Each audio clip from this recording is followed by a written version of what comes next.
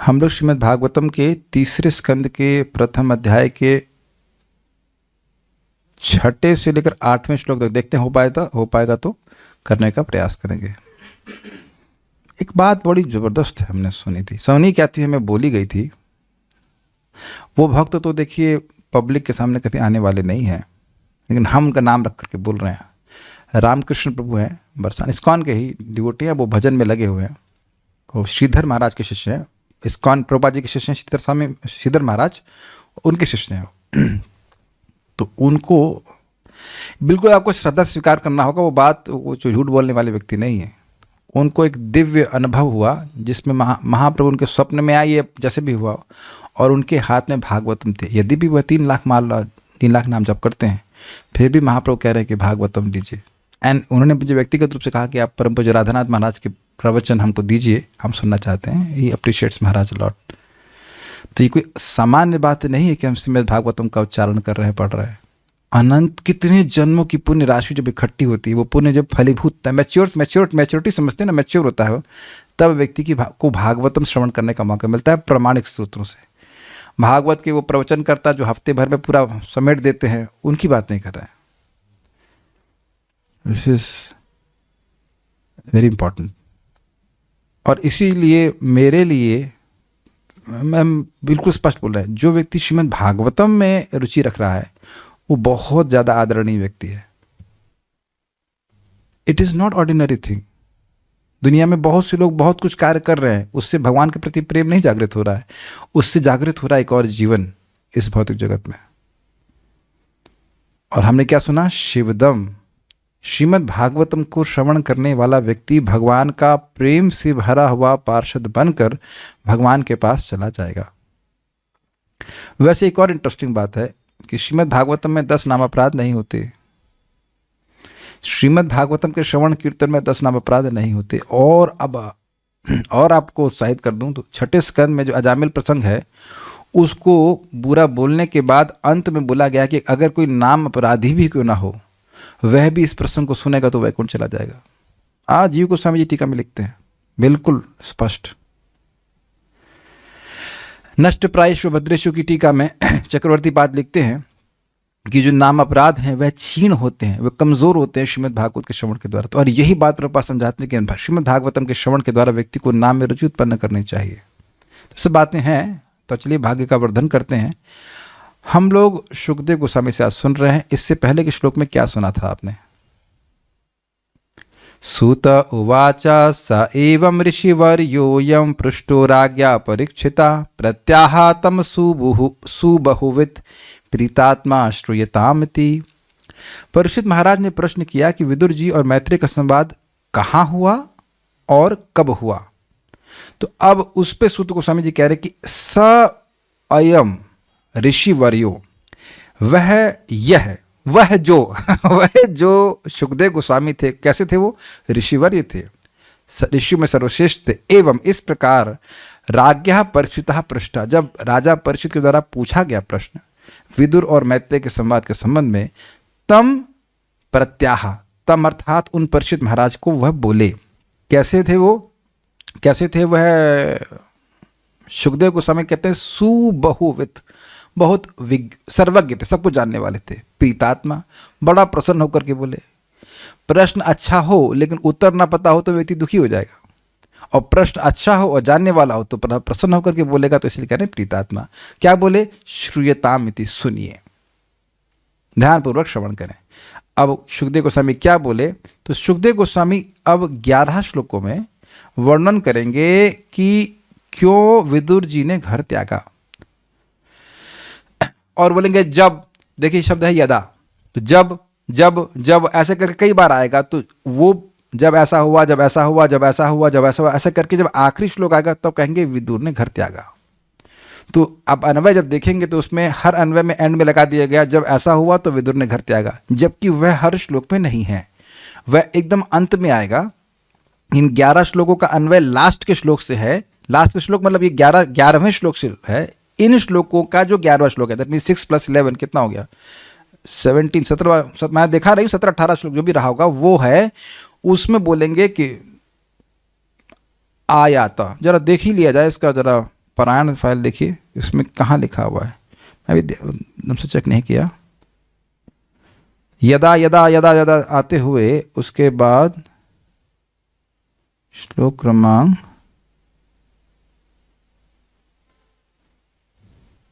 ना 17 नहीं,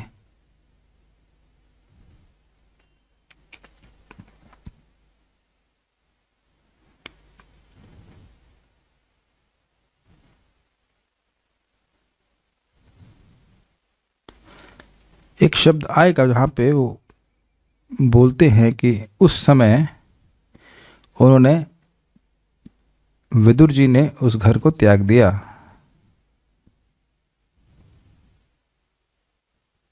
चलिए अब जब वो आएगा तो हम दिखा देंगे, अभी तो नहीं समझ में आ रहा है कि कहाँ से है।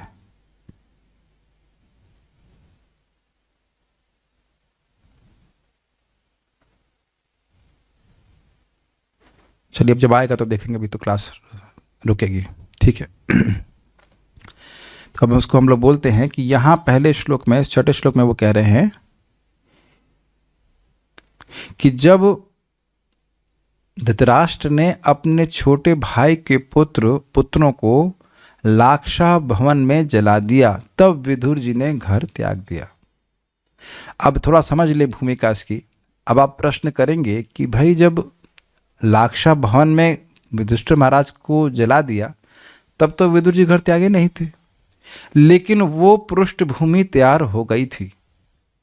विदुर जी देख रहे थे लगातार कि कैसे पांडवों का उत्पीड़न बचपन से ही हो रहा था और वह उनके पक्षपाती थे, उनको बचाते रहते थे लगातार, क्योंकि उनके पिता तो थे नहीं। और धृतराष्ट्र पार्टी, आप जानते हैं बचपन से ही भीम को जहर दिया गया और तरह से इनको परेशान किया गया, किसी तरह से ये मर जाएं, ये जिंदा ना रहें, ऐसा करके ये व्यवस्था करी गई। विदुर जी इस बात को जानते थे, लेकिन अब जब उनकी माता और पांचों पांडवों को लाक्षा भवन में भेजा गया और जलाने का प्रयास किया गया, तब विदुर जी ने घर त्याग दिया। मतलब अब उनका मन पूरी तरह से खट्टा हो गया कि ये लोग अब सुधरने वाले नहीं हैं, इस तरह से। अब इस बात को समझने का प्रयास कीजिए। इस जगत में कभी कभी ऐसा देखा जाता है कि व्यक्ति अपनी पत्नी और बच्चों से बहुत दुख प्राप्त करता है, तो एक दिन में घर नहीं छोड़ता है। आप समझ रहे हैं, वो भूमिका बनना शुरू हो जाती है, उसे परेशान करते रहते हैं, परेशान करते रहते हैं, परेशान करते रहते हैं, तो दिन बाय दिन, ड्रॉप बाय ड्रॉप परेशान होते होते एक दिन ऐसा आ जाता है कि वो घर छोड़ ही देता है। Is that okay? Srila Prabhupada ji के जीवन में आपने देखा है कि नहीं देखा? प्रभुपाद गृहस्थ आश्रम में थे और उनको गुरु ने आज्ञा भी दी संन्यास लेने, कई बार उनको सपने भी आया था, और उनकी पत्नी बहुत सहयोग नहीं कर रही थी प्रचार में। अंततुगत्वा क्या हुआ था, श्रीमद् प्रभुपाद जी के जो भागवतम अनुवाद किए थे उसको उन्होंने रद्दी में बेच दिया था ताकि चाय की बिस्कुट खरीद सकें, यही था ना? तो प्रभुपाद ने पूछा टी और मी, तो उसने कहा टी।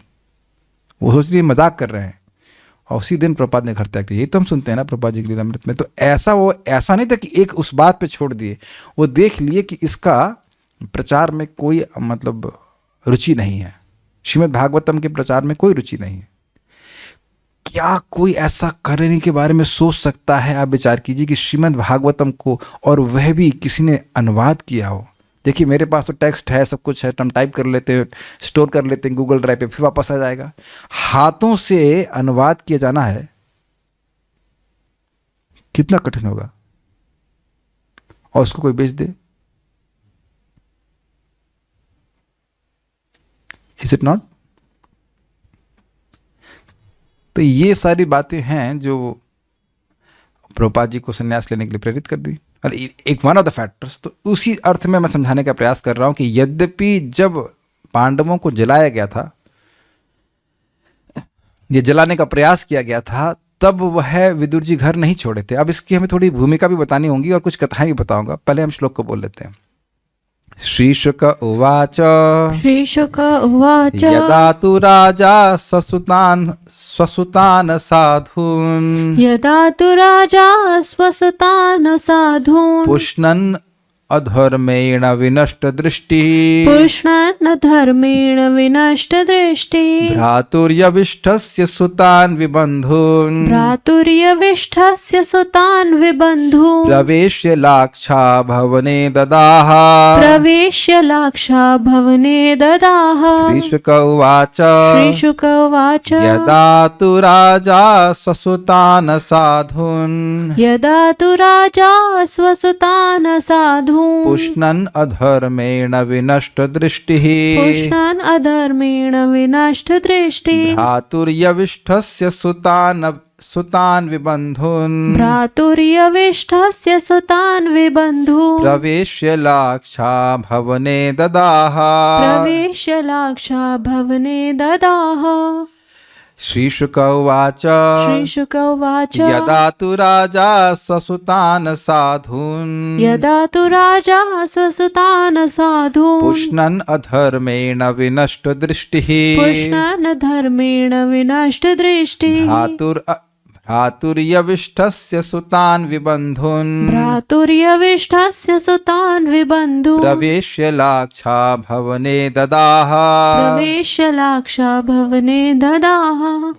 श्रीशुक उवाच श्रीशुक उवाच यदा तु राजा स्वसुतान् साधून् यदा तु राजा स्वसुतान् साधून् पुष्णन् धर्मेण विनष्ट दृष्टिः पुष्णन् अधर्मेण विनष्ट दृष्टिः भ्रातुर्यविष्ठस्य सुतान् विबन्धून् भ्रातुरविष्टस्य सुतान् विबन्धून् प्रवेश्य लाक्षा भवने ददाह प्रवेश्य लाक्षा भवने ददाह।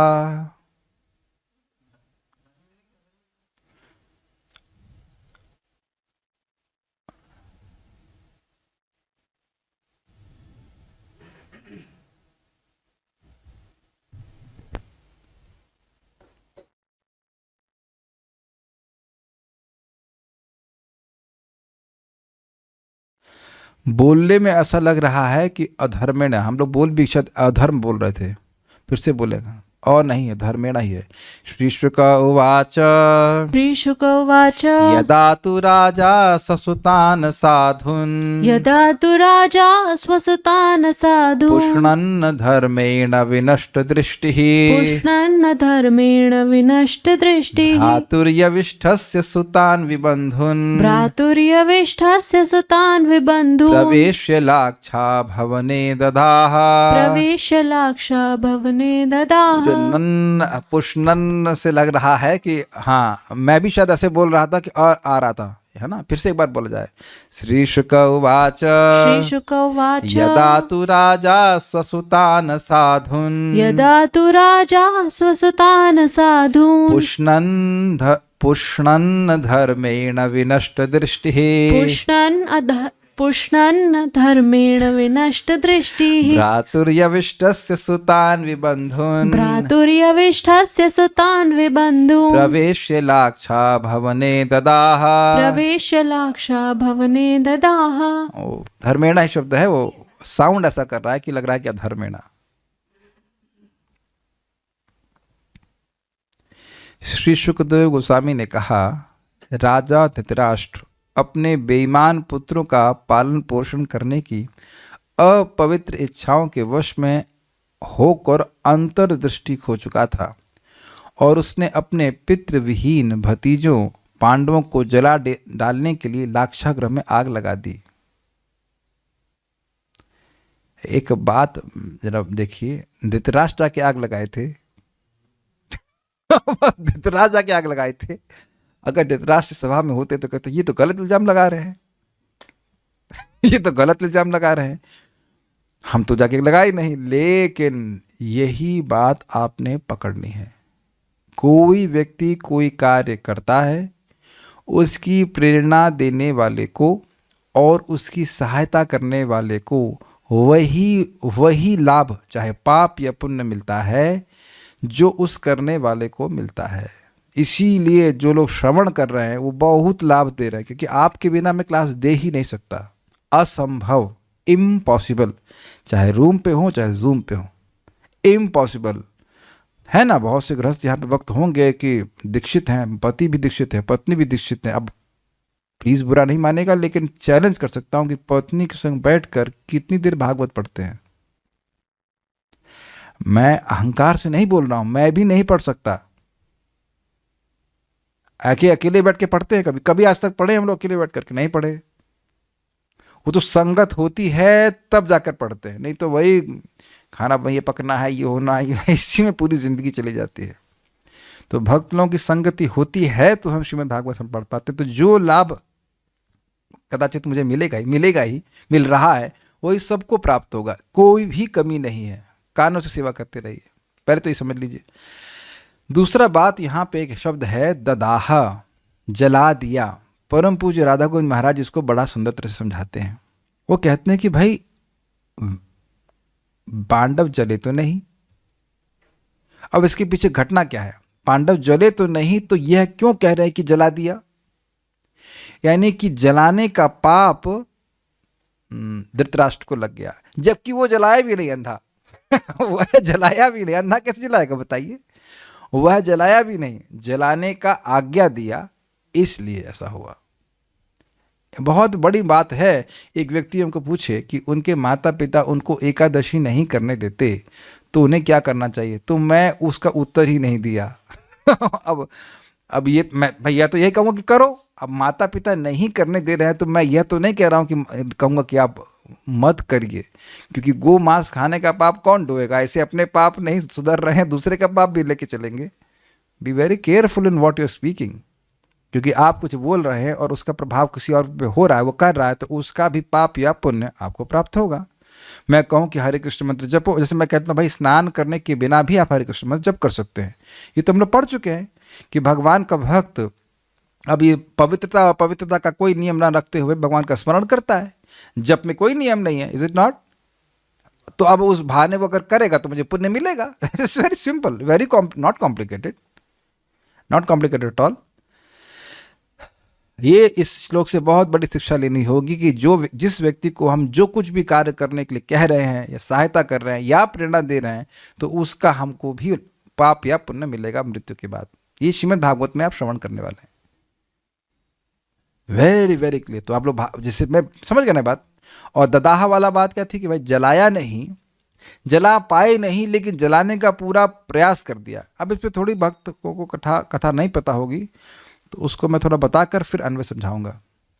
देखिए ये हुआ कि कांस्टेंट इन लोगों की प्लानिंग, लगातार प्लानिंग चलती रहती थी कि पांडवों को मारना है। तो पांडव थे हस्तिनापुर में, तो वहाँ पे धृतराष्ट्र ने युधिष्ठिर महाराज को बुलाया और कहा कि बेटा अब हम परिवार बहुत बड़ा हो गया है। परिवार वही था 100 लड़के, और इनमें से भी जहाँ तक हम समझ रहे हैं किसी शादी नहीं हुई थी अभी तक। यस, किसी शादी नहीं हुई थी। तो 5 पांडव और माता कुंती और 100 लड़के और बाकी जो उनकी फैमिली है। अभी बढ़ गया, बस अभी बढ़ गया। बोलने की शैली देखिए, यही होता है धोखेबाजी वाली बात। बेटा अब परिवार बहुत बढ़ गया है, तो थोड़ा सा ये महल वगैरह तो छोटा पड़ रहा है तुम लोगों के लिए। हम लोग उधर कौन सा था स्थान, लाक्षा भवन था, लेकिन उस स्थान का था, उसे नाम भूल रहा हूँ उसका स्थान का, जहाँ पे लाक्षा भवन बनाया गया था। आई फॉरगॉट द, किसी को याद है, कोई भक्त जानते हो? भूल रहा हूँ। दूसरे किसी स्थान में एक आपके लिए सुंदर ग्रह महल बनवाया है, वहाँ पे आप रहिए। और उसकी क्या विशेषता थी, वो लाक्ष मीन्स लैक समझते, इसे स्टैंप लगाते, बहुत जल्दी जल जाता है, उसका लेपन किया गया था हस्तिनापुर में। नहीं, थोड़ा दूर, अब कहीं हस्तिनापुर से थोड़ा दूर था वो स्थान, तो वहाँ पे बनाया गया था। जो भी हो, तो वहाँ पे लाक्ष भवन बनाया गया था। और स्वाभाविक, और उस पर भी घी लगाया गया था। सोचिए कितनी मेहनत कर रहे हैं। घी लगाया गया था और ऐसा व्यवस्था करी गई थी कि बस माचिस लगाएं और चल जाए। तो जब पांडव लोग वहाँ पहुँचे, पांडव लोग वहाँ जाने वाले थे, उससे पहले विदुर जी सब जानते थे, तो विदुर जी युधिष्ठिर महाराज को इंगित कर दिए। हाँ, एक वक्त ने बताया इंद्रप्रस्थ, यस इंद्रप्रस्थ बता। तो अब वह इंगित कर दिए, जो सुनाता है कि यमन भाषा में या अंग्रेजी भाषा में, कि कुछ ऐसा बोले कि जो चूहा है वो बिल बना लेता है, वो निकल जाता है, वो बच जाता है, ऐसे करके कुछ पहेली करके वो बता दिया था। इंगित कर दिए कि तुम लोग के लिए सुरंग वहाँ पे बनवा दी है और तुम लोग वहाँ से निकल के बच जाओगे। कितना देखिए यहाँ पे व्यवस्था बना के चल रहा है। विदुर जी का कितना प्रेम था पांडवों के प्रति, क्योंकि वो भी भगवान के भक्त हैं, विदुर जी भी भगवान के भक्त हैं। तो अब जो लोग वहाँ पे रहने लगे, लेकिन उनको ये समझ में आ गया कि स्थान थोड़ा अजीब सा है। एक तो महक आती है, सोचिए घी कहीं पोत देंगे तो महक नहीं आएगी। तो वह काफ़ी प्रयास किए लेकिन फिर भी घी की महक आ रही थी। और तो उन लोगों ने, पांडवों ने, पांडव मतलब पांचों पांडव और माता कुंती वहाँ पे रह रहे थे, तो यह कहा कि हर भक्त मतलब हर पांडव एक रात्रि में एक पूरी रात जगा रहेगा, कि कभी कुछ ऐसा होता है तो हम लोग यहाँ से निकल भागे। और साथ ही साथ वह ढूंढने लगे एक उस सुरंग का रास्ता जिससे कि वहाँ से निकल के भाग सकते हैं। उनको मिल गई, और वह भी ऐसे रहने लगे जैसे उन्हें कोई दिक्कत नहीं है। ये सब पॉलिटिक्स वहाँ पे चल रही थी। पांडव लोग भी ऐसे ही रहने लगे जैसे उन्हें कोई दिक्कत नहीं है, बिल्कुल निश्चिंत रह रहे हैं, उन्हें कोई पूरा विश्वास है कि लाक्षा भवन बहुत अच्छा है। युधिष्ठिर महाराज को आप मूर्ख मत मानिएगा, बहुत बुद्धिमान है। युधिष्ठिर महाराज भी धर्मराज के अंश हैं और विदुर जी भी हैं। क्या समझते हैं, उनको समझ में नहीं आ रहा है। ये अद्भुत बात है कि उनको समझ में आ रहा होता है, फिर भी वह धृतराष्ट्र की आज्ञा मान रहे थे। इज सुपर इंटेलिजेंट, जितना हमारी बुद्धि है उससे भी ज़्यादा। वो भोंदू नहीं है, कोई कहे कि भोंदू उन्हें पता नहीं, नहीं नहीं, उन्हें सब पता था वो क्या कर रहे हैं। विदुर जी जैसे पहली बोले कोई नहीं समझ पाए, युधिष्ठिर महाराज तुरंत समझ गए। अत्यंत विद्वान हैं, धर्म को जानने वाले हैं। लेकिन अब वहाँ पे वो हैं और लोग ऐसे रह रहे हैं जैसे कुछ कुछ उनको पता ही नहीं है। जस्ट ऐसा जगत में आप देखते हैं कभी कभी लोग जो छल करते हैं वो सोचते हैं बहुत इंटेलिजेंट हैं। तो जो सामने वाला भक्त है या व्यक्ति है वो समझ लेता है कि वो छल कर रहा है, लेकिन ऐसे प्रस्तुत करता है कि वो उसकी बात पर विश्वास कर रहा है। ऐसा भी होता देखा गया है, करना भी पड़ता है कभी कभी। This is part of diplomacy. तो एक दिन इन लोगों ने, मतलब कौरवों की टीम ने डिसाइड किया कि अब बहुत समय हो गया, ये लोग बड़े शांति से सो रहे हैं, हमको जला देना चाहिए। तो उस दिन हुआ ये कि एक भीलनी अपने 5 लड़कों के साथ उस महल के लाक्षा भवन के अहाते में आकर सो गई। देखिए भगवान की अद्भुत लीला। और उस दिन ये लोग निकलने का प्रयास सोच लिए थे वहीं से, पांडव लोग। तो वह सुरंग से निकल गए और इन लोगों ने आग लगा दी। क्षमा कीजिएगा, इन लोगों ने आग नहीं लगा दी, भीम ने स्वयं ही आग लगा दी। मैं गलत बोल गया, कौरवों ने आग लगाने का प्लान नहीं किया था, भीम ने स्वयं ही आग लगा दी। इसको जला के फूंक देते हैं, ये पता है आपको बात। भीम ने स्वयं ही आग लगा दी कि फूंक दें इसको। ये लोग सोच रहे थे आग लगाने के लिए और इन्होंने खुद ही आग लगा दी। आग धृतराष्ट्र ने वस्तुतः नहीं लगाई लेकिन व्यवस्था करी थी। तो ये पांडवों ने स्वयं ही आग लगा दी, और आग लगा करके, हम सही बोल रहे हैं जहाँ तक मुझे समझ आ रहा है, और वह आग लगा करके वो जो सुरंग से निकल गए। और ये जो भीलनी थी ये और अपने बच्चों के साथ ये इसमें जल के मर गई। देखिए इनको पाप इसलिए लगा नहीं कि इनकी उद्देश्य नहीं था, उनको तो पता भी नहीं था कि ये भीलनी यहाँ पे है, नहीं तो आग नहीं लगाते। ध्यान देना होगा, पांडवों को नहीं पता था कि यहाँ पे भीलनी है। अब वो उसका भाग्य ऐसा था, मरना था, तो बेचारी मर गई। तो इधर अब लोग बहुत कठिनाई से सुरंग से निकल करके वो बाहर पहुँच जाते हैं, जंगल में पहुँच जाते हैं। अब वह डिस्क्लोज नहीं कर रहे हैं कि हम लोग जिंदा हैं। और इधर अब ये हल्ला हुआ कि ये शव प्राप्त किए गए पांडवों के हैं। अब इधर बात मालूम चली भगवान कृष्ण को, तो भगवान कृष्ण बलराम जी वहाँ रोने लगे। अरे हमारे बुआ मर गई, हमारे भाई मर गए। भगवान की अद्भुत लीला है, वो सारा कुछ वही करवा रहे हैं और वह रो भी रहे हैं। भगवान तो अद्भुत है। वो आए भागे भागे, हमारे भाई बुआ मर गए, हमारे बुआ मर गए। उनको सब पता है कि क्या हो रहा है, और धृतराष्ट्र को भी पता है। धृतराष्ट्र भी रो रहे हैं बाह्य रूप से, अंदर से बड़े खुश हैं कि भैया ये खत्म हुआ खेल, ये मर गए। और जो शव प्राप्त हुए तो वही उनकी तो भीलनी, यानी उसको कुंती माना जा रहा था, और जो 5 उनके बेटे थे उनके वो पांडव माना जा रहा था, ऐसे करके। और उस संस्कार में भगवान महाप्रत्यक्ष थे भी, आप कृष्ण में पढ़ेंगे।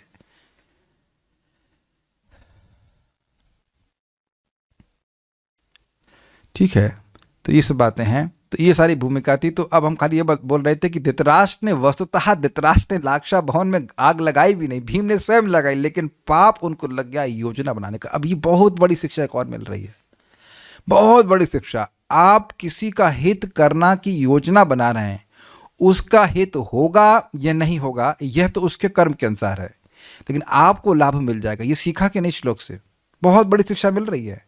और दूसरा, किसी का अहित करना चाहते हैं, अब उसका अहित होगा या नहीं होगा वह भी उसके कर्म के अनुसार है, लेकिन हमको उसका अहित करने की योजना बनाने के कारण पाप लग जाएगा। Is it not amazing?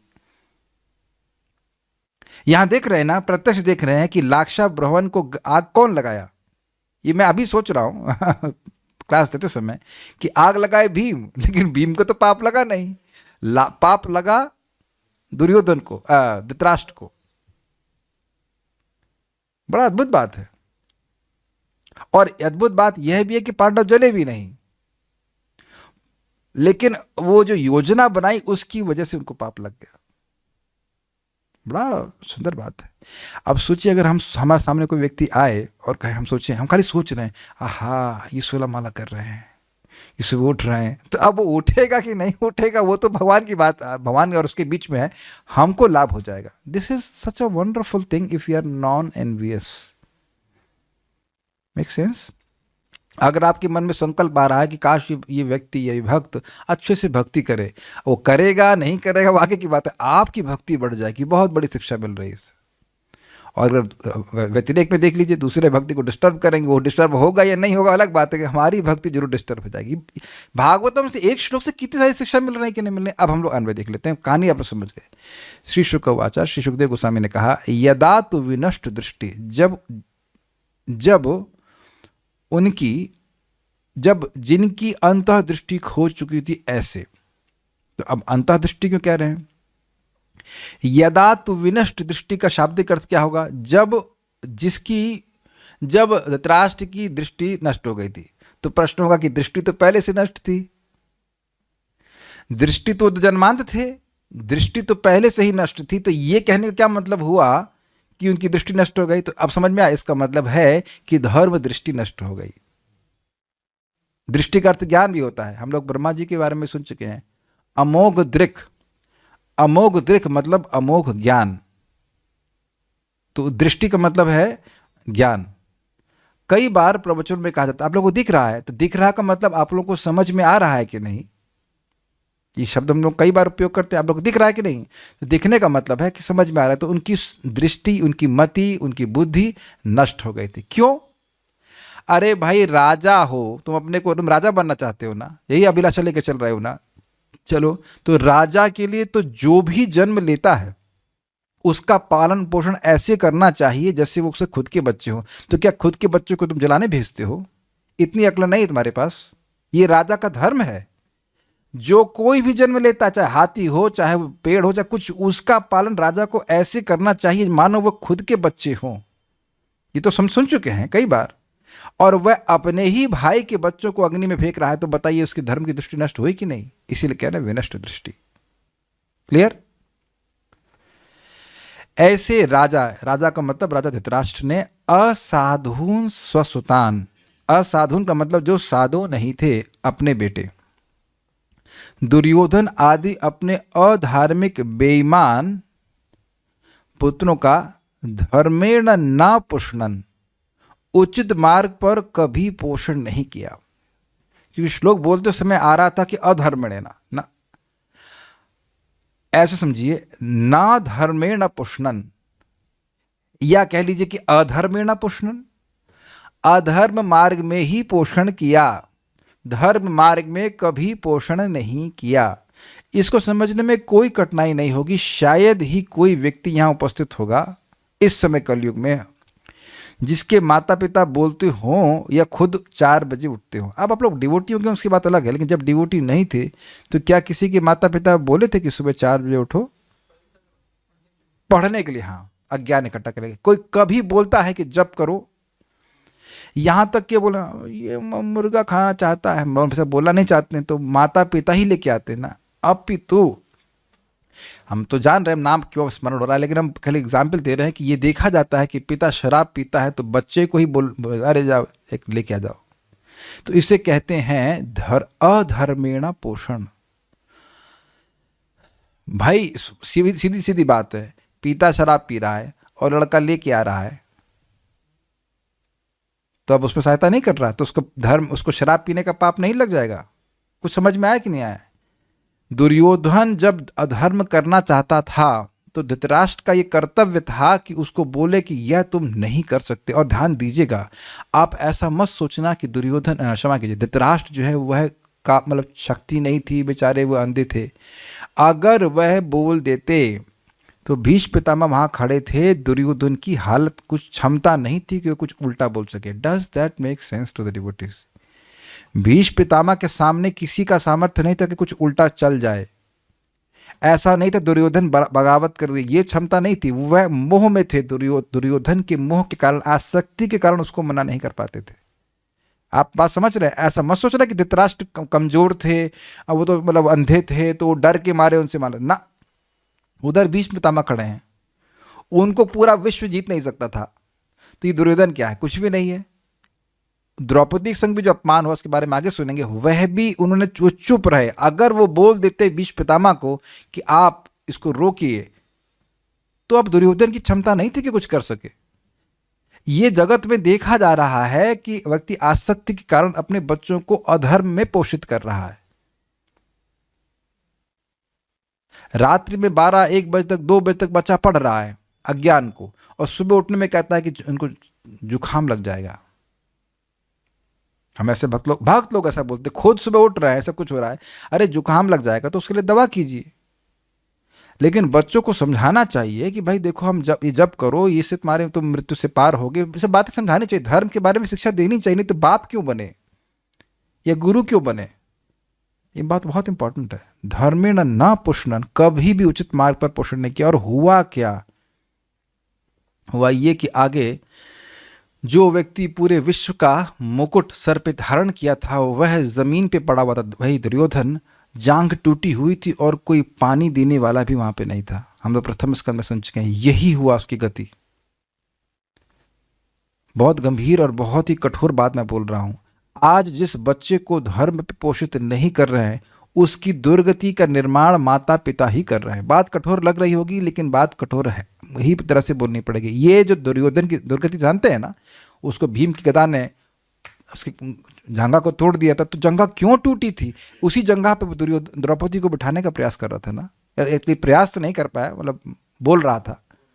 अगर वो सब नहीं बोलने दिया होता तो भीम नहीं तोड़ते ना उसको, उसकी जांघ को नहीं तोड़ते। तो इस सब का दारोमदार या रिस्पॉन्सिबिलिटी किसकी है?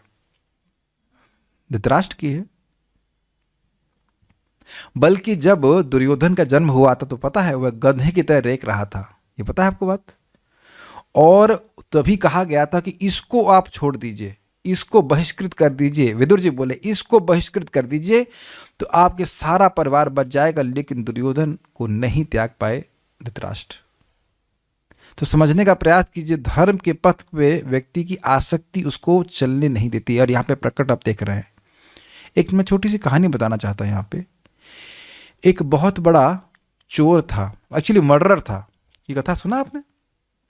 इसी संबंध में बहुत अच्छा। तो उसने बहुत सारे मर्डर किए, बहुत सारी चोरी करी, डकैती करी। तो अंत में उसको फांसी की सजा हो गई। तो उससे पूछा गया तुम्हारी आखिरी इच्छा क्या है? तो बोले अपनी मैं माँ से मिलना चाहता हूँ। सुना ही होगा। तो कहा ठीक है। तो माँ से मिलने के लिए माँ उनको लाई गई। तो कहा माँ ज़रा पास आओ। माँ उसके पास आई, उसके हाथ कड़ी बेड़ी बंधी हुई थी। तो वो उसका और पास आओ, और पास आई। तो अब उसका अपने मुंह से वह उनका कान पकड़ लिया और कान काट लिया। ऐसा क्यों किया? तो उन्हें कहा कि देखो, जब मैं पहली बार चोरी करके आया तब तुमने मुझे मना नहीं किया, मेरी पिटाई नहीं करी, मेरे को रोका नहीं। तो आज देखो मैं कितना बड़ा अपराधी बन गया और अब ये गति है कि मुझे मृत्यु दंड प्राप्त हो रहा है। इसकी दारोमदार तुम पर है। Is okay? इसीलिए कोई टीचर, ध्यान दीजिएगा, कोई ब्राह्मण है या टीचर है, वह ठीक है, विद्वान स्वीकार कर सकता है स्टूडेंट से या जिन लोगों से, लेकिन अगर वह उन पर निर्भर हो गया तो वह सत्य नहीं बोल पाएगा। कुछ समझ आया मैंने? अगर वो पैसे लेकर के क्लास देने लग गया या कुछ, तो वह तो उन पर निर्भर हो गया, तो वह उनको सत्य नहीं बता पाएगा, क्योंकि उनको बुरा लगेगा तो पैसे नहीं देंगे,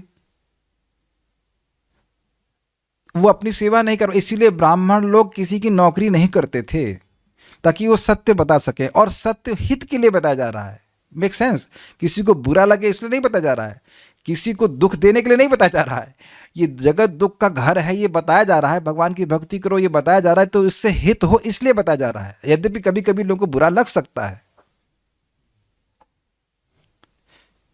भाई आपको अगर वैद्य बोलता है तुम्हारा लीवर खराब है तो आप बुरा मानते हैं कि आप अच्छा मत, अरे अच्छा किया आपने बता दिया, बहुत अच्छा किया बता दिया, इज इट नॉट? ताकि आप उसका इलाज कर सके। आप ब्लड का डायग्नोसिस करते हैं तो वो बताता है ना, ताकि हम अधर्म के मार्ग पर ना पोषित हों, और इन द सेंस कि अब खूब तेल ना पिए, है ना, तो बीमार हो जाएंगे। हमको ये शब्द बहुत अच्छा लगा, धर्मेण ना पुष्ण, कभी धर्म पे पोषित नहीं किया, इसलिए कर्तव्य। अरे आप अपना कर्तव्य तो करो भाई, वो नहीं सुनेगा अलग बात है, कम से कम बताना तो चाहिए। इस पे और मजेदार बात यह है कि विदुर जी, ऐसा भी नहीं था कि धृतराष्ट्र जी को धर्म का ज्ञान नहीं था। ये भी इंटरेस्टिंग है। विदुर जी उनके काउंसलर, काउंसलर आपके काउंसलर कौन है? यमराज जी। अगर आपसे पूछे कि आपके काउंसलर कौन है और आप कहें यमराज जी, धर्मराज है ना विदुर जी उनके अवतार, तो कोई धर्म के ज्ञान में कमी है? बड़ा मजेदार है। विदुर जी आके सुनाते धर्म की बात धृतराष्ट्र को, तो कहते यद्यपि मैं इस पे अमल नहीं कर पा रहा हूं लेकिन सुनने में अच्छा लग रहा है। तो उनको पता था कि हमें ये नहीं करना चाहिए, लेकिन वो सुनते जरूर थे, लेकिन फिर भी आसक्ति के कारण उनकी दृष्टि विनष्ट हो गई थी। ये काफी इंटरेस्टिंग बात है ना, काफी बैलेंसिंग करनी है ना, कि ऐसा नहीं था कि उनको धर्म को पता नहीं था। और यही बात दुर्योधन भी कहता था, जानामि धर्मम न च मे प्रवृत्तिम, जानामि अधर्मम न च मे निवृत्तिम। मैं जानता हूं कि धर्म क्या है, लेकिन इसमें मेरी प्रवृत्ति नहीं होती, मैं करने की मेरी इच्छा नहीं होती, और मैं जानता हूं कि अधर्म क्या है, उससे मेरी निवृत्ति नहीं होती। वैसे ये बद्धजीव के संग हो सकता है काफी हद तक। तो इस तरह से धर्म को कभी पोषित नहीं किया।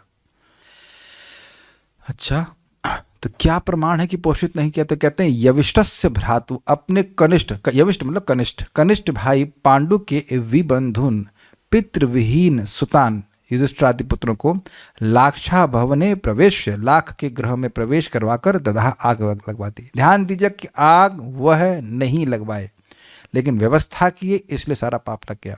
तदा उस समय सहछत्ता आया था, उस उन विदुरजू ने अपना ग्रह त्याग कर दिया। तो ये स्पष्ट है, ये जो अन्वय में शब्द आया सछत्ता आया था, ये इस श्लोक में नहीं है, इसका अन्वय आगे के श्लोकों में होगा, अभी श्लोक मिल जाएगा, उसमें श्रीधर स्वामी बात बताएंगे। श्रीधरी, यद्यपि विदुर जी का ग्रह त्यागने योग्य नहीं था। क्यों नहीं था?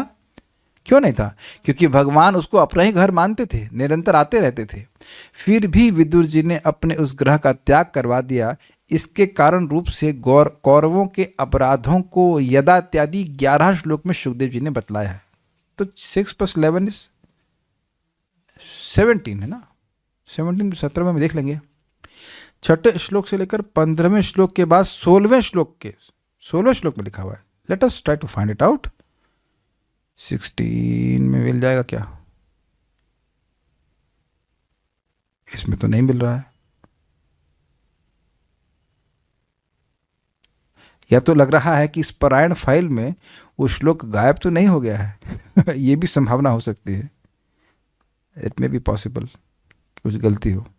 Will see later on. अगर आपके पास विदा बेस हो तो उसमें जरा देखिएगा 16 श्लोक में से है क्या। ठीक है, कि तदा सछत्ता आया था, इस क्रिया से संबंध है। मैं 1 मिनट देख ही लेता हूँ, मुझे अब तृप्ति नहीं हो रही। क्या गलती हो गई? या तो पारायण फाइल में कुछ गलती है, मैं एक बार देख लेता हूँ। 1 2 3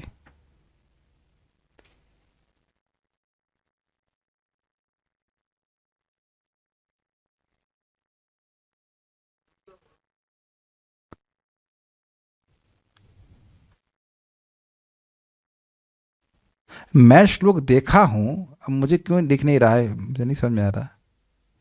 छठे श्लोक में है और 17वां श्लोक,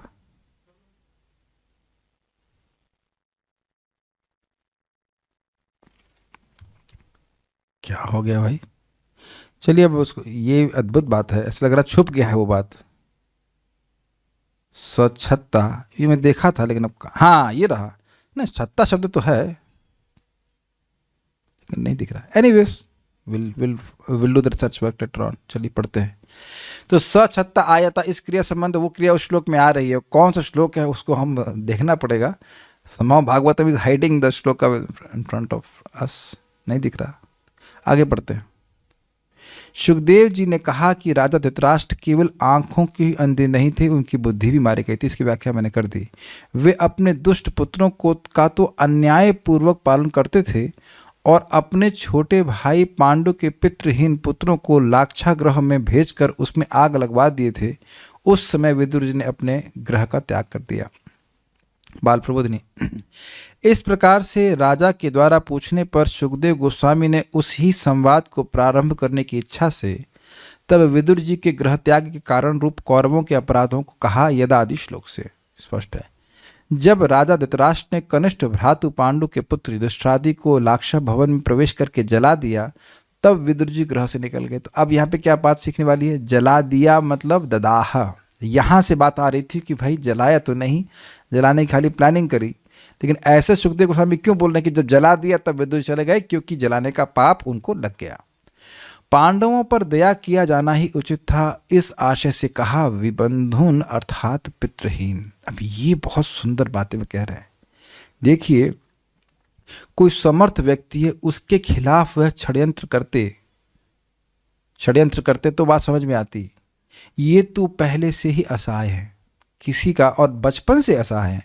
5 बच्चे थे बचपन से का मतलब है पांचों बच्चे होने के बाद कुछ समय के बाद पांडु की मृत्यु हो गई थी। तो एकदम छोटे थे, यानी कि युधिष्ठिर महाराज कितने साल के रहे होंगे? 5 साल के, 5 साल के रहे होंगे ना, 4 साल के, क्योंकि दूसरे वाले जो बाकी तो थे वो जुड़वा पैदा हुए थे, तो 3-4 साल के रहे होंगे बस। और माता को 5 बच्चे मैनेज करना कितना कठिन होगा। अपितु जब वह उनको लेकर के आई थी तो उन पर अपवित्रता का आरोप लगाया गया कि जब पांडु ने व्रत ले लिया था कि संतान उत्पन्न करेंगे ही नहीं, तो ये बच्चे पैदा कैसे हुए? आपको पता होगा उन पर शाप लग गया होता कि अगर ये संतान उत्पन्न करने का प्रयास करेंगे तो मर जाएंगे। तो फिर व्यासदेव आकर के वहां पे सत्यापित करते हैं कि नहीं, ये पांडु के ही पुत्र हैं। तो पूरी कथा बताते हैं कैसे देवताओं के द्वारा ये संतान उत्पन्न हुई और पांडु की आज्ञा से ही हुए हैं, ये सब बात है। वहीं से सारा परेशानी उनको परेशान करने का प्रयास किया गया। जैसे वहां पे बताया गया कि माता कुंती ऐसी थी जैसे कोई हिरणी है और वो भेड़ियों के समूह में हो या शेरों के समूह में हो, उन्हें खाने के लिए दौड़ रहे हो, बेचारी एकदम असहाय थी। तो उस अवस्था में तो उन पर दया करनी चाहिए ना।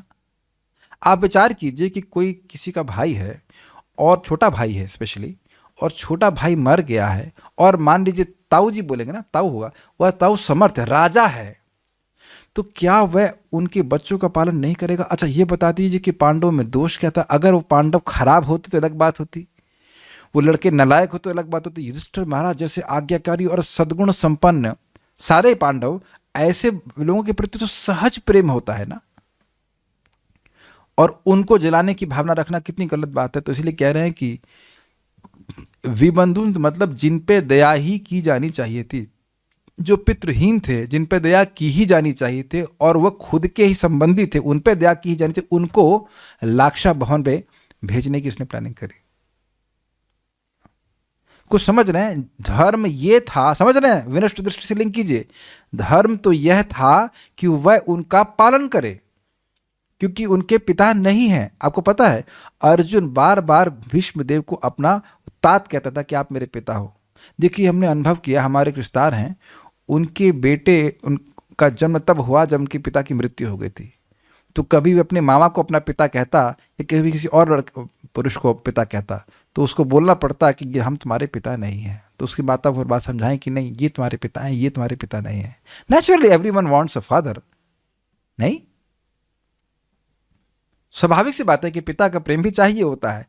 तो अब पिता का प्रेम अगर पिता से नहीं मिला तो ताऊ जी से मिलना चाहिए था कि नहीं मिलना चाहिए था? मिलना ही चाहिए था, ज्यादा प्रेम मिलना चाहिए था। अरे इनके तो पिता चले गए और उनको जलाने का प्रयास कर रहा है, सोचिए पांडवों को कितना बुरा लगेगा। आप समझने का प्रयास कि जिसमें आप अपने प्रेम को रख रहे हैं, जिस व्यक्ति में अपनी श्रद्धा को रख रहे हैं, और ये मालूम चले कि यही व्यक्ति हमको जान से मारना चाहता है, कितना कष्ट होगा बताइए। ये सीधा इनसेंसिटिविटी ऑफ दुर्योधन। कुछ समझने का प्रयास कीजिए, जैसे पढ़कर मत आगे बढ़ जाइए। See the insensitivity. और दुर्योधन ने, क्षमा कीजिए, धृतराष्ट्र, कि इन्हें कैसा लगेगा, ये मेरे आश्रय में हैं और मैं इन्हीं को जलाने का प्रयास कर रहा हूं, क्या ये सही है? ऐसी दृष्टि उनकी चली गई थी। इसलिए विबंधु शब्द ये सूचित कर रहा है कि जिन पे दया ही की जानी चाहिए तो ऐसे ही असहाय थे, उनको और जलाने का प्रयास किया। किस लिए जला दिया? इस अपेक्षा में कहते हैं स्वसुतान पुष्णन इति, अर्थात अपने पुत्रों को पोषित करने के लिए, ये अर्थ है। इस प्रकार से उनके पोषण करने पर उनका अधर्म उत्पन्न हुआ। इस प्रकार कह रहे अधर्मण, अधर्मण से मतलब है न धर्मेण, न धर्म शब्द, कि भाई देखिए परिवार को, महाराज बड़ा सुंदर समझा रहे थे कि परिवार को कुटुंब कहा जाता है। तो कुटुंब का मतलब है कि कुछ यानी कुछ गलत कार्य करके भी जिनका पोषण किया जाए उसको। लेकिन इसका अर्थ यह नहीं है कि अब किसी की जान मार करके व्यक्ति को अपने परिवार का पोषण करना पड़े। तो यहाँ पे पांडवों को, जो भगवान के महान भक्त थे, उनको मार करके अपने बच्चों का पोषण करने का प्रयास कर रहा है, ये विनष्ट दृष्टि। वो नहीं देख पा रहे हैं कि भगवान का जो क्रोध है उसके ऊपर आएगा। और हुआ, सारे के सारे लड़के, जिन लड़कों को वह पोसने का प्रयास कर रहा था, वो एक एक करके उसके सामने ही, एटलीस्ट सामने का मतलब उसके ही जिंदा रहते हुए मार दिए। तुम पोषण कर रहे थे ना, तुम इन्हीं बच्चों को, उन 100 लड़कों को बचाने का प्रयास कर रहे थे ना, तो भगवान ने दिखा दिया कि एक भी लड़का नहीं बचने दूंगा, और नहीं बचा। अधर्म में चलने वाला व्यक्ति कभी स्थायित्व को प्राप्त नहीं कर सकता है। ये भी शिक्षा ग्रहण कर रहे हैं, चाहे कितना भी प्रयास कर ले, क्योंकि भगवान से बड़ा किसी का प्रयास सामर्थ्य नहीं होता है। कैसे पोषण किया? इस अपेक्षा में कहते हैं, कहा है असाधुन, अर्थात अधर्मी का पक्ष लेने से अधर्म ही होता है, यह भाव है। वह यहां पे बोल रहे हैं कि वह खुद भी, एक तो था उनके पुत्र असाधु थे और ये भी असाधु थे। कौन? वो गुंडा है। तो गुंडा क्यों है? इस्कॉन में जाता है तब हरे कृष्णा करता है तो उसको गुंडा कहेंगे? नहीं, गुंडा गुंडों की संगति करके गुंडे वाले कार्य करता, इसलिए उसे गुंडा कहा जाता है। तो अपने ऐसे धृतराष्ट्र बुरे नहीं थे, लेकिन अपने असाधु लड़कों का संगत करके वो गलत कार्य कर रहे थे, इसलिए उनको असाधु कहा जा रहा है।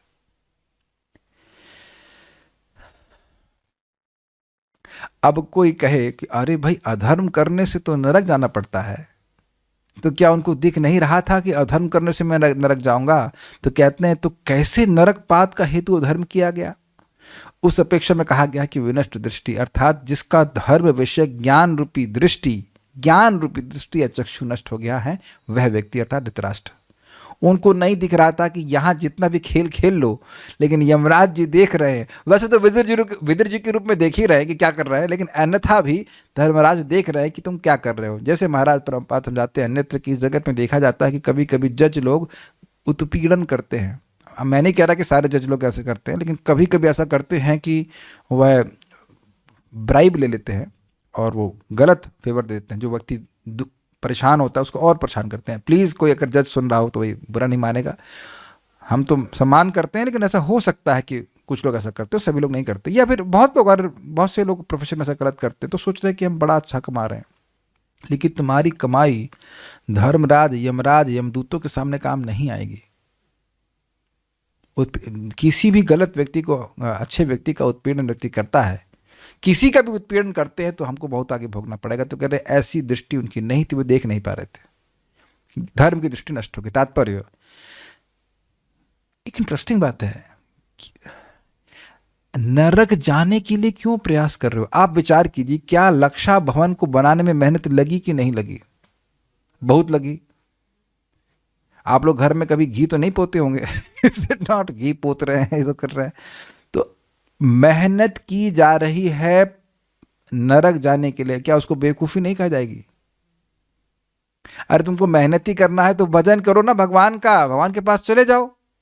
कौन प्रयास है, कौन सा बड़ा प्रयास है, लेकिन मेहनत कर रहे हैं नरक जाने के लिए, तो इसको पागलपन नहीं कहा जाएगा। इसलिए कह रहे हैं विनष्ट दृष्टि।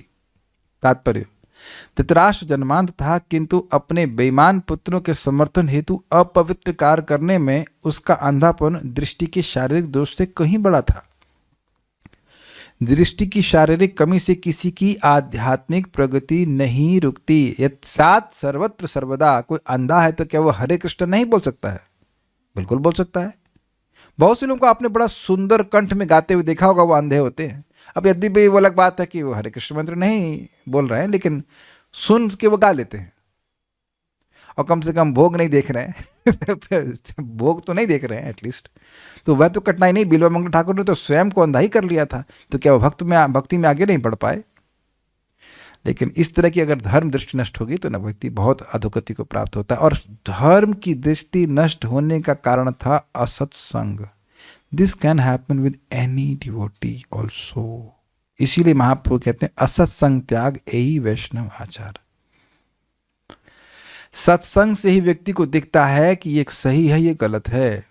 और सत्संग से मेरा मतलब है सत्संग में आकर भगवान के बारे में श्रवण करना, भक्तों के संग में आकर सुनना, तब समझ में आता है कि मैं जो कर रहा हूं वो सही नहीं है।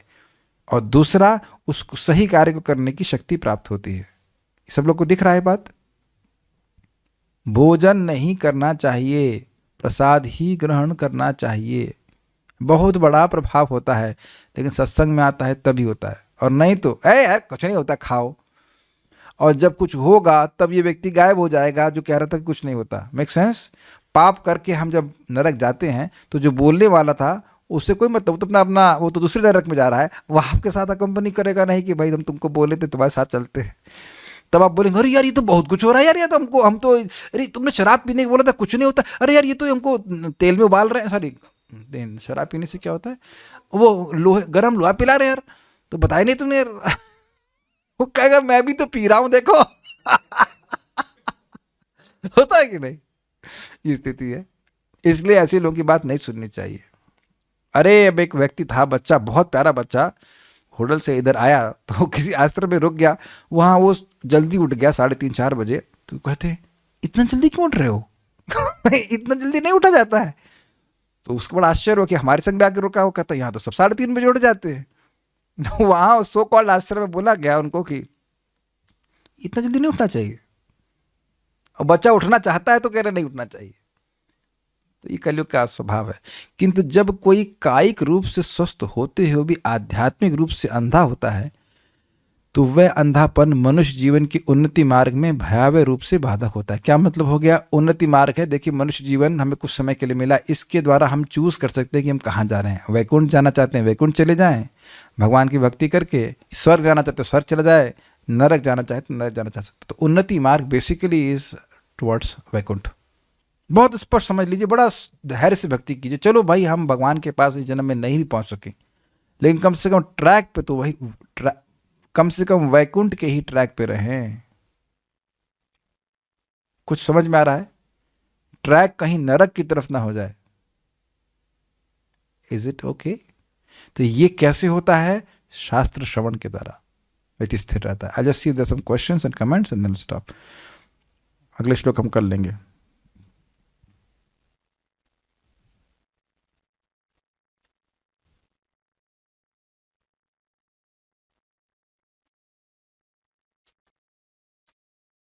ओके कुछ लोग प्रश्न वो कमेंट्स भेज रहे हैं कि विदुर जी ने क्या बोला था, कोई और कोई बात नहीं थी। So will stop here. हमने एक बात ध्यान देना होगा कि अधर्म का पोषण करने से व्यक्ति को उस अधर्म का पाप लगता है, तो ऐसा नहीं करना चाहिए। ये बात सीखी थी। हाँ कुछ बोल रहे हैं? यस प्रभु। हरे कृष्ण प्रभु जी। प्रभु जी आपने बोला कि जो योजना बनाते हैं किसी दूसरे का भक्त का हित अहित करने के लिए, किसी का भी अहित करने के लिए, किसी का भी अहित हाँ। करने के लिए, तो उसका भी, उसका हो क्या ना हो, अपना तो होता है नुकसान।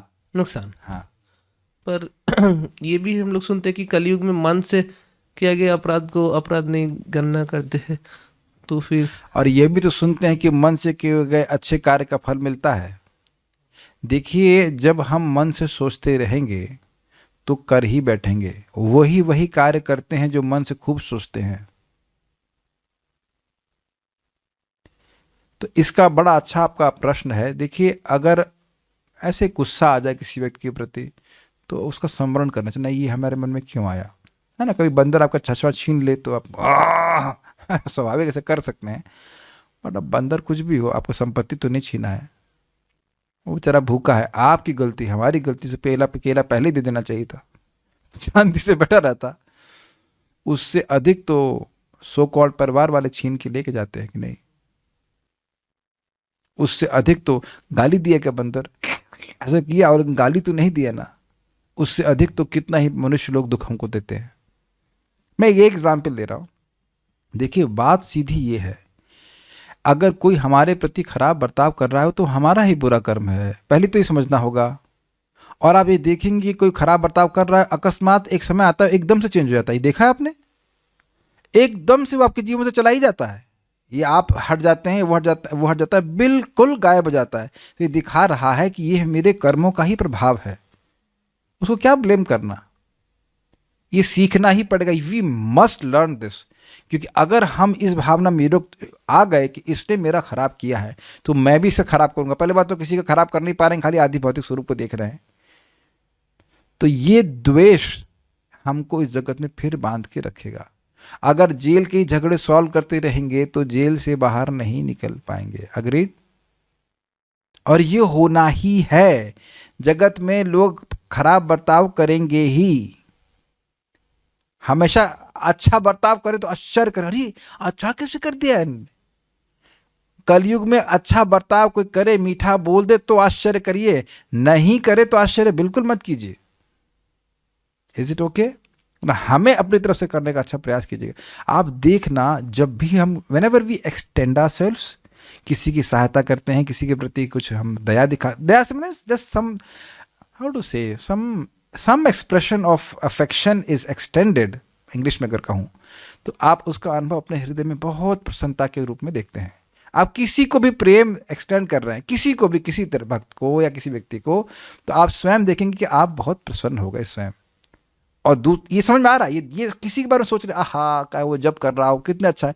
अगर मन में संकल्प आ रहा है कि वो भक्ति कर रहे हैं, जब कर रहे हैं, भक्ति कर रहे हैं, स्वस्थ हैं, स्वस्थ हो जाएं, आप देखना मन में कितनी ठंडक आती है। ये तो एकदम देखा गया है। और कभी हम सोच रहे हैं कि उस व्यक्ति का ये हो जाए वो हो जाए तो खराब होता है।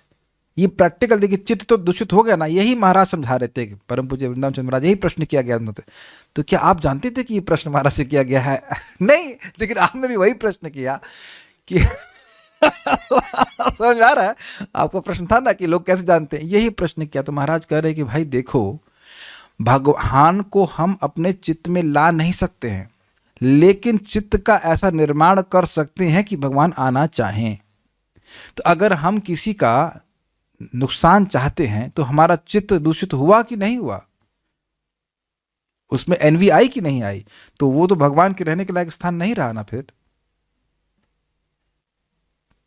और कुछ बातें हम यहाँ लाइव चल रहा है इसलिए हम नहीं बोल सकते, लेकिन मैंने जीवन में देखा कि कुछ लोगों ने मेरे से खराब बर्ताव किया और मैं सोच रहा था कि ये तो मेरे संग क्यों हो रहा है।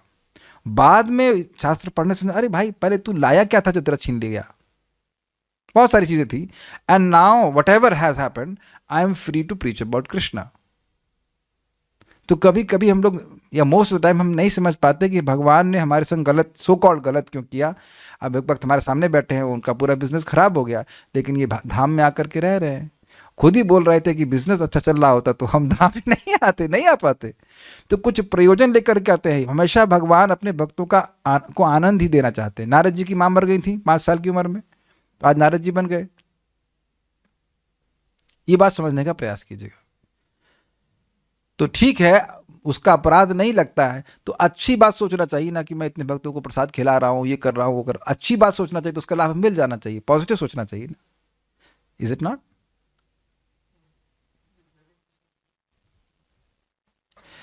हाँ, एक भक्त कह रहे हैं we also see Duryodhana was following Shakuni, ही प्रेरित करने वाला। हाँ, तो दुर्योधन खुद भी खराब था। वैसे मैं पढ़ा उसको, ये कली पुरुष का अवतार है दुर्योधन, कली पुरुष के अवतार है। तो इसलिए कली पुरुष, और जैसा मामा वैसा भांजा है नहीं, भांजे तुम समझते नहीं हो। तो शकुनी मामा जैसे बाबा जी से नहीं होने चाहिए। ओके, कुछ बोल रहे थे आप, बोलिए। हरे कृष्ण प्रभु जी। प्रभु जी मेरा प्रश्न ये है, आपने क्लास के शुरू में बोला था कि जो मुझे बहुत अच्छा लगा था कि सोचो मत सुनो। तो ये एक आपका लाइन था, don't think just here, Bhagavatam के बारे में। It was one of the line. तो इसी के कंटिन्यूएशन में धृतराष्ट्र वाज हियरिंग विदुरा, है ना, वो तो सुनते थे उनको। और फिर भी उनका हृदय परिवर्तन नहीं हुआ। हाँ, विदुर जी की बात सुनकर उनका हृदय परिवर्तन नहीं हुआ जब उनके बच्चे जिंदा थे। लेकिन आप धृतराष्ट्र का वनगमन सुनते हैं, वो भी विदुर जी की बात से ही हुआ। अब उनके पुत्र मर चुके थे, तो परहेज कुछ करना चाहिए ना। भक्तों का हमने सुन चुके हैं, सत्संगात मुक्त दुःसंगो। भक्तों के संग से जो गलत संग से मुक्त हो गया है वह भगवान की कथा को नहीं छोड़ पाता है।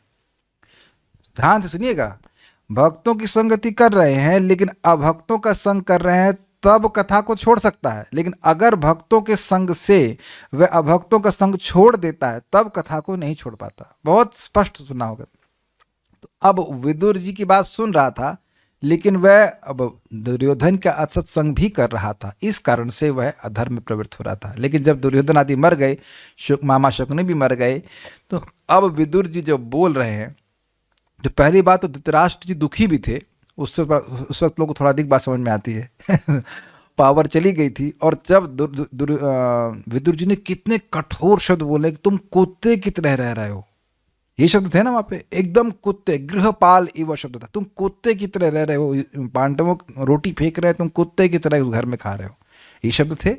और वह कठोर शब्द सुन करके वह तुरंत ही घर छोड़ दिए, उसी रात छोड़ दिए थे। विदुर जी कई दिन रहे और एक रात आकर बोले और उसी दिन छोड़ दिए, वो बताए भी नहीं, वो और गांधारी चले गए थे। सुना है कि नहीं प्रथम स्कंद में आपने? तो असत संग त्यागना ये कठिन होता है लोगों के लिए, लेकिन कोई बात नहीं, भक्तों की संगत में रहे तो धीरे धीरे करके व्यक्ति त्याग देता है। Slowly we become the whole असत्संग becomes very distasteful। क्या बोरिंग बातें कर रहा है, ठीक है ना। तो असत्संग नहीं त्यागे थे, इसलिए कठिनाई आ रही थी। जब धृतराष्ट्र ने भगवत गीता संजय से सुनी, इसका धृतराष्ट्र पर क्या प्रभाव पड़ा? अब धृतराष्ट्र पे क्या प्रभाव पड़ा वह तो हम वहाँ लिखा नहीं गया, लेकिन संजय पे जरूर प्रभाव पड़ा कि मेरे जो तनु है, वो तनु मतलब रोम है, वो सब हर्षित हो रहे हैं, कुछ तो प्रभाव पड़ा ही होगा। देखिए, कोई भी कथा व्यक्ति सुन रहा है, वो आपको लग रहा हो कि आज प्रभाव नहीं पड़ रहा है, लेकिन वो सिस्टम में जा रही है। तो भगवत गीता सुने, संजय से सुने हैं, आगे फिर वो विदुर जी से सुनते हैं, तो बात फिर व्यक्ति ग्रहण कर लेता है। तो ऐसा तो हम नहीं कह सकते कि कुछ भी प्रभाव नहीं पड़ा। कोई पापी व्यक्ति है, वो भी गीता सुनता है तो प्रभाव पड़ता ही है, लेकिन उसमें लिखा नहीं कि धृतराष्ट्र का क्या प्रभाव पड़ा। ओके, तो लिखा नहीं तो मैं क्या कह सकता हूँ। I don't want to offend Dhritarashtra also वह काफ़ी बुराई कर दी मैंने लेकिन मतलब उनके पुराने जीवन के बारे में बोला था। Stop here. श्रीमद् भागवतम की जय, श्रील प्रभुपाद की जय, निताई गौर प्रेमानंदे।